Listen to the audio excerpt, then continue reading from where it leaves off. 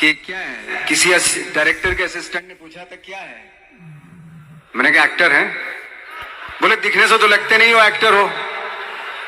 तो क्या होता था कि इंडस्ट्री में हमेशा ये चलन था कि एक्टर हीरो जो होता है वो 6 फुट का होता है और गोरा होता है और लंबा चौड़ा बल्ले छल्ले होते हैं। मतलब हम तो बस ऐसे ही चले गए थे, ऐसा समझता था वो। और शिप्रा, मैं ये आपको यकीन दिलाना चाहता हूं इस चीज का कि मेरे खुद के रिश्तेदारों ने भी, जब मैंने उनसे इच्छा जाहिर की कि मैं एक्टर बनना चाहता हूं, तो उन्होंने भी मुझे डीमोरलाइज किया कि पहले शक्ल तो देख ले अपनी, क्योंकि 5 फुट का छोटा पतला दुबला सा आदमी, काला कलूटा। मुझे खुद को पता नहीं था कि इंडस्ट्री में मेरा क्या हाल होगा, बट एक जिद थी और हजारों लाखों, मतलब सालों साल से इंडस्ट्री में सिर्फ यही चलन था कि एक्टर तो, हीरो तो जो है ऐसा होता है। लेकिन सब ऑड सिचुएशंस के बावजूद भी गए। लेकिन एक चीज मेरे दिमाग में थी कि जो सब कर रहे हैं वो नहीं करना है, तो अलग क्या करूं, अलग क्या होना चाहिए। उसके लिए ट्रेनिंग की जरूरत थी, जो मैंने नेशनल स्कूल ऑफ ड्रामा में आके ट्रेनिंग ली। 3 साल मैंने एक्टिंग की पढ़ाई की वहां पे, और अपनी क्राफ्ट के बारे में समझा कि एक्चुअली इस पर्सनैलिटी में अगर मैं लोगों को इंप्रेस करना चाहता हूं, उसके लिए एजुकेशन की बहुत जरूरत है। या जो भी आप काम कर रहे हो उसमें क्राफ्ट, उसका एक्सपर्ट होना बहुत जरूरी होता है। ऐसे ही हवा में नहीं कि जैसे पहले होता था, अरे यार तो बहुत खूबसूरत दिखता, फिल्मों में जाके काम करना शुरू कर दे, ऐसा नहीं। किसी चीज को बारीकी से जानना, उसके लिए ट्रेनिंग की, एक्सपर्ट्स की, एक्सपीरियंस की जरूरत होती है। तो मैंने ट्रेनिंग ली नेशनल स्कूल ऑफ ड्रामा से, और 2000 में मैं पहुंच गया मुंबई। मुंबई पहुंचने के बाद जब हम किसी ऑफिस में जाते थे,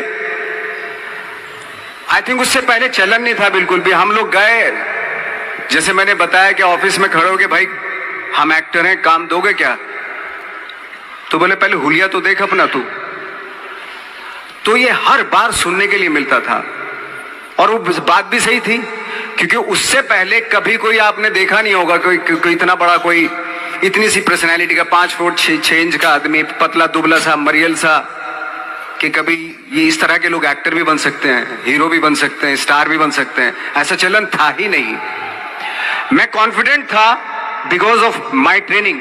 मैंने ट्रेनिंग ली थी और अपनी क्राफ्ट के बारे में बहुत अच्छे से जानता था मैं, और उस चीज का सिर्फ कॉन्फिडेंस था मुझे कि आज नहीं तो कल, कल नहीं तो परसों, या 10 साल या 20 साल या 30 साल के बाद नंबर जरूर आएगा मेरा। मैंने कभी भी अपने को टारगेट नहीं दिया मैंने कि अगर 2 साल ट्राई करके देखता हूं, उसमें अगर हो गया तो ठीक है, वरना कोई दूसरा फील्ड अपना लूंगा। ऐसा कभी नहीं। जिस चीज का पैशन होता है, जज्बा होता है, अगर आप दिल से चाह लो ना, तो पूरी दुनिया झुक जाती है उसके ऊपर।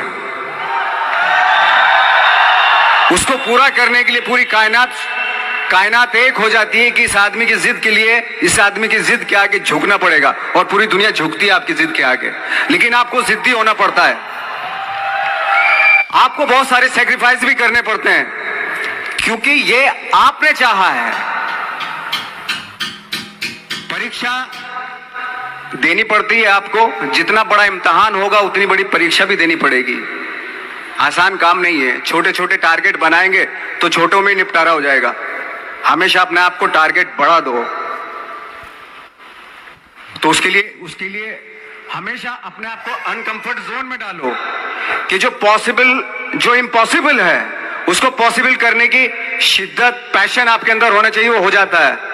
आज जो दुनिया में इतने सारे एक्सपेरिमेंट हुए हैं, ये सिर्फ इसी बिना पे हुए हैं, पागलपन के जरिए ही हुए हैं ये सारे एक्सपेरिमेंट। एक मैंने कहीं सुना था कि जब आप एक्सपेरिमेंट करते हैं तो फेलियर भी होते हैं, कई बार फेलियर होते हैं। कोई एक एक्सपेरिमेंट करने के लिए, कोई एक चीज करने के लिए बहुत बार हमने भी झेला है, बहुत बार फेलियर